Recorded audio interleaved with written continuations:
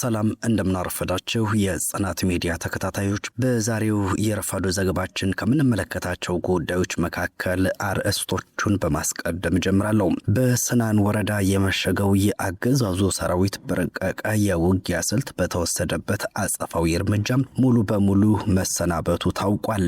በመቅደላ ወረዳ 017 ቀበሌ በተካሄደ ታላቅ ህዝባዊ ውይይትም ነዋሪዎች ለህልውና ትግሉ ያላቸውን ሙሉ ቁርጠኝነትና አጋርነት ገልጸዋል።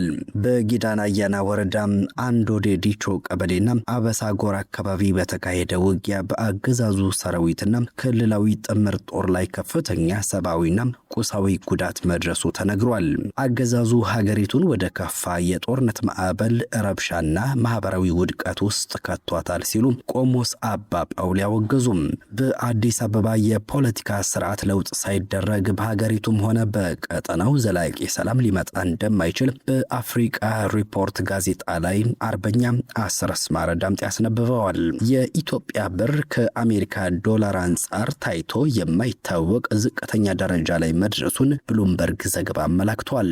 ክቡራን አድማጭ ተመልካቾች፣ አሁን ደግሞ በዝርዝር ወደ ምንመለከተው ጉዳይ አልፋለሁ።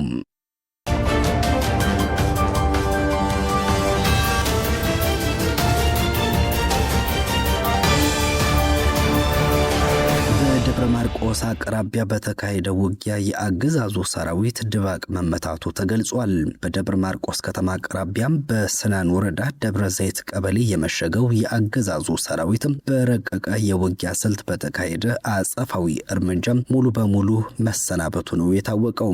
በጀነራል ሶፊያን በክሪ የሚመራው የ6ኛ እዝ 602ኛ ኮር ሰራዊት በንጉስ ተክለ ሃይማኖት ሻለቃ፣ በስናን አባጅሜ ሻለቃ እንዲሁም በ14ኛ ክፍለ ጦር ቃኝና መሐንዲስ የተቀናጀ እርምጃ ድባቅ የተመታ ሲሆን በጎጃም የነበረውን ግዳጅ በሽንፈት ማጠናቀቁ ተመላክቷል። በዚህ አውደ ውጊያ አንድ ሬጅመንት የመከላከያ ሰራዊትና 42 ሚሊሻዎች ሲገደሉ 20 የመከላከያ አባላትና 9 ሚሊሻዎች በቁጥጥር ስር ውለዋል። በተጨማሪም 56 ክላሽንኮቭ፣ 2 ብሬን፣ 2 ኤስኬኤስ እና 4 አብራራው 9500 የክላሽንኮቭና 2000 የብሬንና 400 የዲሽቃ ተተኳሾች በምርኮ መያዛቸው ተረጋግጧል። ይህ በእንዲህ እንዳለም በመቅደላ ወረዳ 014 ቀበሌ ነዋሪዎች የጸረ አማራውን ብልጽግና አገዛዝ የመጨረሻ ቀብር ለመፈጸም ሙሉ ቁርጠኝነታቸውን ገልጸዋል። በአማራ ፋኖ ብሔራዊ ንቅናቄ አንደኛ ምኒልክ እዝ 14ኛ ኮር መቅደላ ወረዳ ዛሬ ነሐሴ 13 2018 የነዋሪውን ህዝባዊ ወገንተኝነትና የትግል ቁርጠኝነት የበለጠ ያጠናከረ ታላቅ ህዝባዊ መድረክ አካሂዷል። የአንደኛ ምኒልክ እዝ አመራሮችና የኮር አመራሮች ተገኝተው መድረኩን በብቃት መርተውታል። በውይይቱ ወቅት ለበርካታ አስርት ዓመታት በአማራ ህዝብ ላይ ሲፈጸም ስለነበረው ስልታዊና ቀጥተኛ የዘር ማጽዳት እንዲሁም በአሁኑ ወቅት ተባብሶ መንግስት መር በሆነ መልኩ ስለቀጠለው ዘር ጭፍጨፋ ሰፊ ማብራሪያ ተሰጥቶበታል። የህልውና ትግሉን መነሻና መዳረሻ በሚመለከት ደግሞ ሰፊ ማብራሪያ ያቀረቡት መድረኩን የመሩት አመራሮችም ትግሉ ህዝብን ከእልቂት የማዳንና ፍትህና ርትዕ የማስፈን ህዝብን የመጠበቅ ትግል መሆኑን አጽንኦት ሰጥተውበታል። መድረኩን የመሩት አመራሮች ፋኖ ከሌሎች አጋር ኃይሎች ጋር የሚያደርገው ትብብርና ወታደራዊ አጋርነት እስከምን ድረስ ሊሆን እንደሚችልና የጋራ ግቡን በሚመለከት ግልጽና ተጨባጭ ማብራሪያ ሰጥተዋል። ሌሎች የእዙና የኮር አመራሮችም በተለያዩ ርዕሰ ጉዳዮች ዙሪያ ማብራሪያና ገለጻ ባደረጉበት በዚህ መድረክ የከተማዋ ነዋሪዎች ከመድረኩ አመራሮች ለቀረቡ ማብራሪያዎች ያላቸውን አክብሮትና ሙሉ ድጋፍ በታላቅ ወኔና ቁርጠኝነት ገልጸዋል። ህዝቡ ለህልውና ትግሉ ያለውን የጸና አቋም ሲያረጋግጥ የብልጽግና አገዛዝ ተገርሰሶ የፋኖ ፍትሃዊ ትግል መቋጫ አግኝቶ በምድሪቱ ላይ ፍትህና ርትዕ እስኪሰፍን ድረስ ከፋኖ ጎን ቆሞ እንደሚዋጋና እንደሚያዋጋም በይፋ ገልጿል። በተጨማሪም ነዋሪው ለትግሉ ያለውን ጥልቅ አጋርነት ገልጾም በህልውና ትግሉ ዙሪያ ወደፊት በሚደረጉ የውጊያና የፖለቲካ እንቅስቃሴዎች ላይ መሻሻል አለባቸው ያላቸውን ወሳኝ ጉዳዮች ነቅሶ በማውጣትም ገንቢ አስተያየትን ሰጥቷል። በትግሉ ውስጥ የበለጠ ሊጠናከሩና ሊበረታቱ የሚገባቸውን የህዝብና የፋኖ አንድነት፣ የደጀንነት ሚናና የደህንነት ጥቃቅን ጉዳዮች ላይ ያተኮሩ አዎንታዊ ሐሳቦችን ሰጥቷል። በመቅደላ ወረዳ 017 ቀበሌ የተካሄደው ታላቅ ህዝባዊ መድረክ የአማራ ህዝብ ለነጻነቱና ለህልውናው ያወጀውን መራራ ትግል ወደ ተሟላ ድል ለማሸጋገር ያለውን ዝግጁነት ከምንጊዜውም በላይ በከፍተኛ ደረጃ ላይ እንደሚገኝ በግልጽ ያሳየ ሆኗል ተብሏል። በምስራቅ ወለጋ ጊዳና አያና ወረዳ በተካሄደ ውጊያም በአገዛዙና ክልላዊ ጥምር ጦር ላይ ከፍተኛ ኪሳራ መድረሱ ተገልጿል። በምስራቅ ወለጋ ዞን ጊዳና አያና ወረዳ አንዶዴ ዲቾ ቀበሌ ፈንደቃ በተባለ ቦታና በአበሳ ጎራ አካባቢ በተካሄደ ከባድ ውጊያ በአገዛዙ ሰራዊትና ክልላዊ ጥምር ጦር ላይ ከፍተኛ ሰብአዊና ቁሳዊ ኪሳራ ማድረሱን የአፋብን ወለጋ ቢዛሞ አንሻ ሳይድ እዝ ህዝብ ግንኙነት መምሪያ አስታውቋል። እንደ ህዝብ ግንኙነቱ ዘገባም ከአንገር ጉትን ተነስቶ በአካባቢው በሚኖሩ ንጹሃን አርሶ አደሮች ላይ ጥቃት ፈጽሞ ወደ ተነሳበት ለመመለስ ሲሞክር የነበረው ጥምር ጦር በአንገር ጉትን በጌጤ ግርማ መብረቅና በተረፈ ዓለሙ ሳተናው ክፍለ ጦር ከበባ ተደርጎበታል። በተጨማሪም ከተከበበበት ኃይል ለማስወጣት ከጊዳና አያና ተንቀሳቅሶ የመጣው 28 ተሽከርካሪዎችን የያዘ የአገዛዙን ሰራዊት አበሳ ጎራ በተባለ ቦታ በደፈጣ በመምታትም 24 ተሽከርካሪዎች በቁጥጥር ስር እንዲውሉና እንዲወድሙ መደረጉን፣ 4 ተሽከርካሪዎች ብቻ ወደ ኋላ ማፈግፈጋቸውን መረጃው አመላክቷል። በዚህ አውደ ውጊያ በደረሰው የኃይል ኪሳራ የሻለቃ አመራርን ጨምሮ በመቶዎች የሚቆጠሩ የሰራዊቱ አባላት የተመቱ ሲሆን የሻለቃ ምክትልን ጨምሮ 10 አባላት ደግሞ በቁጥጥር ስር ውለዋል። በተጨማሪም 196 ክላሽንኮቭ፣ 2 ብሬን፣ 2 ስናይፐር፣ 6 የመገናኛ ሬዲዮ፣ 3500 የዲሽቃ፣ 9800 የብሬን እንዲሁም ከ14000 በላይ የክላሽንኮቭ ተተኳሾች፣ ኤፍ1 ቦምቦች፣ ትጥቆችና ወታደራዊ ቁሳቁሶች በምርኮ ተይዘዋል። በሌላ በኩል ፓትሮልን ጨምሮ 24 የተለያዩ ተሽከርካሪዎች እንዲሁም በርካታ ገንዘቦች በቁጥጥር ስር መዋላቸው ታውቋል። አገዛዙ ሀገሪቱን ወደ ከፋ የጦርነት ማዕበል፣ ረሃብና ማህበራዊ ውድቀት ከቷታል ሲሉ ቆሞስ አባ ጳውሊ ተናገሩ። ቆሞስ አባ ጳውሊ በሀገሪቱ ወቅታዊ የፖለቲካ ቀውስ፣ የጦርነት ሁኔታና ማህበራዊ ውድቀት ላይ ያተኮረ ረዘም ያለ መልእክታቸውን ያስተላለፉ ሲሆን አገዛዙ በህዝቡ ላይ እያደረሰ ነው ያሉትን ግፍ፣ ጭካኔና የኃይል እርምጃ አጥብቀው አውግዘዋል። የፖለቲካ ቀውስ፣ የጦርነት ማዕበልና ማህበራዊ ውድቀት ቆሞስ አባ ጳውሊ ያነሷቸው ጉዳዮች ናቸው። በማዕከላዊ መንግስቱና በነጻነት ታጋዮች መካከል በሚደረገው ደም አፋሳሽ ጦርነት ምክንያት ሀገሪቱ ይበልጥ ወዳልተፈለገ የጥፋት አውሎ ንፋስ ውስጥ መግባቷን ገልጸዋል።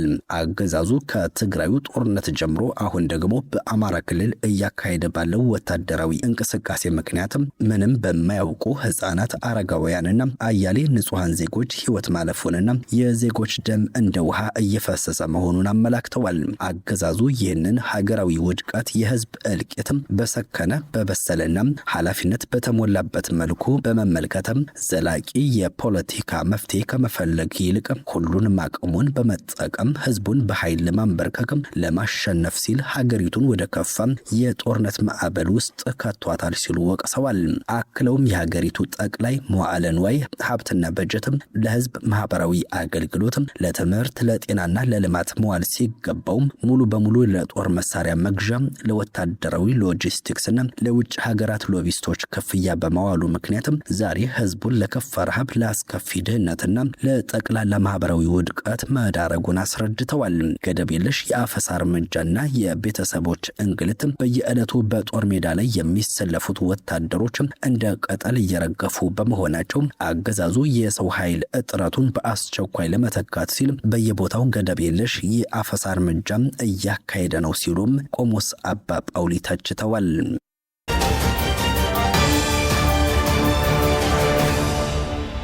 በኢትዮጵያም የፖለቲካ ስርዓት ለውጥ ሳይደረግ በሀገሪቱም ሆነ በቀጠናው ዘላቂ ሰላም ሊመጣ አይችልም ሲሉ አርበኛም አስረስ ማረ ዳምጤ ተናግረዋል። የአማራ ፋኖ ብሔራዊ ንቅናቄ አፋብን የህዝብ ግንኙነት ኃላፊና የፖሊት ቢሮ አባል አርበኛ አስረስ ማረ ዳምጤ በዓለም አቀፉ ዘአፍሪካን ሪፖርት ጋዜጣ ላይ ባስነበቡት ሰፊና ጥልቅ ጽሑፍ የፋኖ የህብረ ብሔር ተጋድሎ በአዲስ አበባ ያለውን የአብይ አህመድ አገዛዝ እንዴት እግረ መንገዱን እንዳሳጣውና በአዲስ አበባ የፖለቲካ ስርዓት ለውጥ ሳይደረግም በሀገሪቱም ሆነ በቀጠናው ዘላቂ ሰላም ሊመጣ እንደማይችል በዝርዝር አስረድተዋል። አርበኛ አስረስ ማረ በመጣጥፋቸው እንደገለጹት እሳቸውን ጨምሮ ፋኖ መሳሪያ ለማንሳት የተገደደው በአዲስ አበባ ባለው የፌዴራል መንግስት በአማራ ህዝብ ላይ የተደቀነውን የህልውና ስጋት ለመመከት ነው። ህዝቡ የታጠቀ ትግል ውስጥ ከመግባቱ በፊት በዜጎች ላይ የሚፈጸመው ጥቃት እንዲቆም የሰላም ጥሪዎችን ቢያቀርብም አገዛዙ ሙሉ በሙሉ ወደ ጎን ብሎታል ብለዋል። ሰላማዊ መንገዶች በተዘጋጉበትና መንግስት ዜጎችን የመጠበቅ ግዴታውን ባጣበት ወቅት መመከት ብቸኛ የህልውና መንገድ የሚሆን ሲሆን ድርጊቱም በሞራልም ሆነ በህግ ደረጃ ሙሉ በሙሉ አሳማኝና ህጋዊ ነው። ትግሉም ከግል ጥቅም ወይንም ከፖለቲካ ስልጣን ፍላጎት የመነጨ ሳይሆን ከአስገዳጅ የህልውና ሁኔታ የተወለደ እንደሆነ አብራርተዋል። የቅርብ ጊዜው የፋኖ እንቅስቃሴ የፕሪቶሪያው ስምምነት ውጤት እንደሆነ አድርገው የሚያቀርቡ ተረኮች የተሳሳቱና የህዝቡ ቅሬታ ከስምምነቱ በፊት የነበሩ ናቸው ያሉት አርበኛ አስረስ ማረ ዳምጤ አገዛዙ በአማራ ህዝብ ላይ የጦርነት አዋጅ ካወጀ በኋላ ፋኖ ባለው ነገር ከጠላት በሚማርከው መሳሪያና በህዝባዊ ደጋፊነት የህልውና ተጋሮን ጀምሮ ዛሬ ላይ ሊበገር የማይችል ግዙፍ ኃይል መሆን መቻሉን ገልጸዋል። በመጣጥፉ እንደተመላከተው ፋኖ ለሚያደርገው የህልውና ትግል አሳማኝና ህጋዊ ምክንያት ያለው ሲሆን የአገዛዙ ኃይሎች ግን በገዛ ህዝባቸው ላይ ጦርነት የከፈቱ በመሆናቸው ግልጽ የስትራቴጂ ዓላማ የሌላቸው የገዛ ህዝቡን ህልውና ለማስጠበቅ በሚዋጋው ፋኖና ጨካኙን አገዛዝ ስልጣን ለማቆየት በሚዋጋው የአገዛዙ ኃይል መካከል ያለው የሞራልና የጽናት ልዩነት ሰፊ በመሆኑ የአገዛዙ ሰራዊት የማሸነፍ ፍላጎትና አቅሙ እየተሸረሸረ መሳሪያውንም እየጣለ እጅ የመስጠት ሁኔታ እየጨመረ መጥቷል ብለዋል። ፋኖ በተበታተነ መልኩ ይደረግ የነበረውን ምከታ አሁን ላይ ወደ ተደራጀና የተቀናጀ ከፍተኛ የውጊያ ኃይል ቀይሮታል። የአማራ ፋኖ ብሔራዊ ንቅናቄ መመስረቱም የስትራቴጂክ እቅድና የወታደራዊ እርምጃዎችን ቅንጅት ያሳደገ ሲሆን አገዛዙም የተጠቀማቸው ዘመናዊ የጦር መሳሪያዎች፣ ድሮኖች፣ የውጊያ አውሮፕላኖች፣ ቢኤም ሮኬቶች፣ የሜካናይዝድ ክፍሎች ወታደራዊ አሸናፊነትን ሊያጎናጽፉት አልቻሉም። የቴክኖሎጂ የበላይነት ብቻውን በህልውና ትግል ላይ ስኬት ሊያረጋግጥ እንደማይችል ማረጋገጫ ሆኗል። ባለፉት 3 የጦርነት ዓመታት የተባበሩት አረብ ኤምሬትስ ባለሙያዎችና አቅሞች በቀጥታ በተሳተፉበት መልኩ የኢትዮጵያ አየር ኃይል በሺዎች የሚቆጠሩ የድሮን የአየር ጥቃቶችን የፈጸመ ሲሆን ጥቃቶቹ በሙሉ ማለት ይቻላል የአማራ ተወላጅ የሆኑ ሲቪሎችንና እንደ ትምህርት ቤቶችና ጤና ተቋማት ያሉ ህዝባዊ መሰረተ ልማቶችን ኢላማ ያደረጉ ሽብርተኝነትና ጥላቻም የታከለባቸው ነበሩ ሲሉ አርበኛ አስረስ ማረ ዳምጤም በሰፊው አብራርተዋል። አገዛዙ ጾታዊ ጥቃትን፣ ረሃብንና በዜጎች ላይ የሚፈጸሙ ጥቃቶችን እንደ የጦር መሳሪያ በመጠቀም ዓለም አቀፍ የሰብአዊ መብት ህጎችን በስርዓት የሚጥስ ሲሆን በተቃራኒው ፋኖ የጄኔቫ ኮንቬንሽን መመሪያዎችንና የዓለም አቀፍ ህግጋትን እንደሚያከብር አርበኛ አስረስ ማረ ዳምጤ ያስታውቀዋል። አገዛዙ ስልጣኑን ለማስቀጠል ሲል ውዥንብርን፣ ጦርነትን፣ የብዙሃንን እስርንና ከፋፋይ ንግግሮችን እንደ መሳሪያ ይጠቀማል። ሀገሪቱ ወደ ሰላም በቀረበች ቁጥር ጦርነትና አለመረጋጋትን ዳግም የሚጭረው አገዛዙ የሞራልና የሰብአዊነት መሰረት መርሆችን ችላ በማለትም የህዝብ ውክልና የሌላቸውን ህዝባዊ ተቀባይነት የሌላቸውን ምርጫዎችና የውሸት ብሔራዊ የምክክር መድረኮችን በማዘጋጀት ህጋዊ መስሎ ለማየት ይሞክራል ብለዋል። በፋኖ በኩል በደረሰበት ከፍተኛ ወታደራዊና ግዛታዊ ስብራት ከትግራይ ክልል ጋር ባለው የሻከረ ግንኙነት በኦሮሚያና በሌሎች አካባቢዎች ባሉ ግጭቶች እንዲሁም በዲፕሎማሲያዊና በህጋዊነት ቀውስ ምክንያት የአገዛዙ ስልጣን ላይ የመቆየት እድሉ አብቅቶለታል ሲሉ ነው አርበኛ አስረስ ማረ ዳምጤ የተናገሩት። የአብይ አህመድ አገዛዝ አጥፊና ሀገራዊ ሽብርተኝነት እንቅስቃሴው ከኢትዮጵያ ወሰን አልፎ በሱዳን እየተካሄደ ባለው የእርስ በርስ ጦርነት የፈጣን ድጋፍ ኃይል RSFን በመደገፍና ከአጎራባች ሀገራት ጋር አላስፈላጊ ፍጥጫ በመፍጠር ለቀይ ባህርና በምስራቅ አፍሪካ ቀጠና ትልቅ የደህንነት ስጋትን ደቅኗልን ብለዋል። የተባበሩት አረብ ኤምሬትስ ለአገዛዙ የድሮን ቴክኖሎጂና የሎጂስቲክስ ድጋፍ በመስጠት በዜጎች ላይ ጥቃት እንዲፈጸም ያደረገችው ጣልቃ ገብነት በህዝብ ታክስ የተገነባውን የኢትዮጵያ አየር ኃይል የሽብር መሳሪያ ያደረገው ሲሆን ይህ አቋም በኢትዮጵያና በአፍሪካ ያላትን የረጅም ጊዜ ጥቅም አደጋ ላይ የሚጥል መሆኑን አመላክተዋል። በመጨረሻም አርበኛ አስረስ ማረ እንደገለጹት አገዛዙ ስልጣን ላይ የመቆየት እድሉ ሙሉ በሙሉ ያበቃለት በመሆኑ ከአገዛዙ ውድቀት በኋላ የሚመሰረተው የሽግግር ሂደት ሁሉንም ወገኖች ያካተተ ተጠያቂነትን የሚያረጋግጥ የዜጎችን መብት የሚያከብርና ለዲሞክራሲያዊ ስርዓት መሰረት የሚጥል መሆን አለበት ብለዋል። ዘላቂ ሰላም መረጋጋት ሊመጣ የሚችለው በዚህ መንገድ ብቻ እንደሆነ አበክረው አስገንዝበዋል።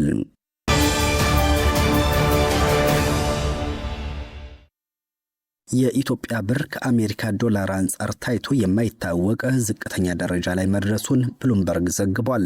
ማዕከላዊ ባንክ ምንዛሬውን ለመደገፍ በዚህ ዓመት 2.2 ቢሊዮን ዶላር ያህል ማውጣቱ ቢነገርም እየጨመረ የመጣው የውጭ ገቢ ዕቃዎች ዋጋና ጠንካራ የውጭ ምንዛሬ ፍላጎት በምንዛሬ ተመን ላይ ከፍተኛ ግፊት ማሳደሩን ቀጥሏል። ብር በዚህ ዓመት 3.2 በመቶ በመዳከም ከ1 ዶላር አንጻር ወደ 162 ብር ገደማ ዝቅ ብሏል። ይህ ባለፉት ዓመታት ብሉምበርግ ከሚከታተላቸው 23 የአፍሪካ ገንዘቦች መካከል ብር ዋጋው በጣም የወረደው ምንዛሬ እንዲሆን አድርጎታል። መንግስት በ2024 ካደረገው የምንዛሬ ተመን ማሻሻያ ወዲህ የገንዘብ ዋጋ ማሽቆልቆሉን ቀጥሏል። የስታንዳርድ ቻርተር ባንክ ተወካይ ባይተን ግለን የብር የመዳከም ፍጥነት እንደሚቀንስ የሚጠበቅ ሲሆን በዓመቱ መጨረሻ የምንዛሬ መጠኑ ከ1 ዶላር አንጻር 163 ብር ይደርሳል ብለው ይገምታሉ። የሲቲ ግሩፕ ዋና የአፍሪካ ኢኮኖሚስት ዴቪድ ኮዋን በበኩላቸው ለብሉምበርግ እንደተናገሩት በዓመቱ መጨረሻም የብር ዋጋ ከ1 ዶላር አንጻር ከ185 እስከ 195 ብር ሊደርስ እንደሚችል ይጠበቃል ብለዋል። ክቡራን አድማጭ ተመልካቾች የሰዓቱ ዘገባዎቻችን የተከታተላችኋቸውን ይመስሉ ነበር። ጤና ይስጥልን።